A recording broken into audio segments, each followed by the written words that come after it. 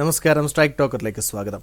കേരളത്തിൽ ബി.ജെ.പിയുടെ ഭാവി ശോഭനവും കരുത്തുറ്റതുമാണെന്ന് കേന്ദ്ര ആഭ്യന്തരമന്ത്രി അമിത് ഷാ 15 വർഷമായി കേരളത്തെ വീക്ഷിക്കുന്നുണ്ട്.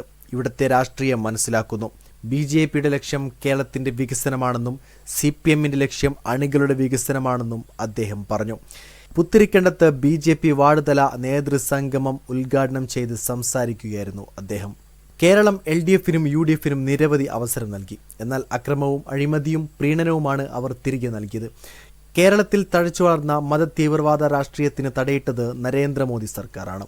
PFIക്കെതിരെ എന്ത് നടപടിയാണ് കേരളം ഭരിക്കുന്ന ഇടതുപക്ഷ സർക്കാർ എടുത്തത്?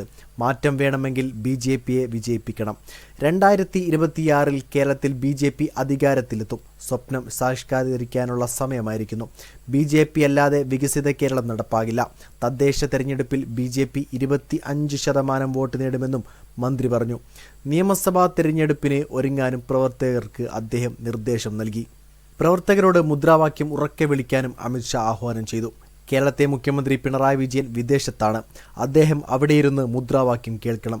സഹകരണ ബാങ്ക് അഴിമതി, എക്സലോജിക് അഴിമതി, ലൈഫ് മിഷൻ അഴിമതി, K-ഫോൺ അഴിമതി, PP കിറ്റ് അഴിമതി തുടങ്ങിയ നൂറുകണക്കിന് അഴിമതികളാണ് ഇടതുപക്ഷ സർക്കാർ നടത്തിയിട്ടുള്ളത്. രാജ്യം കണ്ട ഏറ്റവും വലിയ സർക്കാർ സ്പോൺസേഡ് അഴിമതിയാണ് സ്വർണ്ണക്കടത്തെന്നും അമിത് ഷാ വിമർശിച്ചു. UDFും അഴിമതിയുടെ കാര്യത്തിൽ ഒട്ടും പിന്നിലല്ല. അഴിമതിയുടെ കാര്യത്തിൽ UDFും LDFും അളിയനുമാണ്. കോൺഗ്രസ് അടിച്ചുപൂട്ടാൻ പോകുന്ന പാർട്ടിയാണ്. കഴിഞ്ഞ 11 വർഷമായി കേന്ദ്രം ഭരിക്കുന്ന BJP സർക്കാരിനെതിരെ ഒരു അഴിമതി ആരോപണം പോലും ഉന്നയിക്കാൻ പ്രതിപക്ഷത്തിന് സാധിച്ചിട്ടില്ലെന്നും അദ്ദേഹം അവകാശപ്പെട്ടു. തദ്ദേശ തെരഞ്ഞെടുപ്പിൽ BJP 26% വോട്ട് നേടുമോ?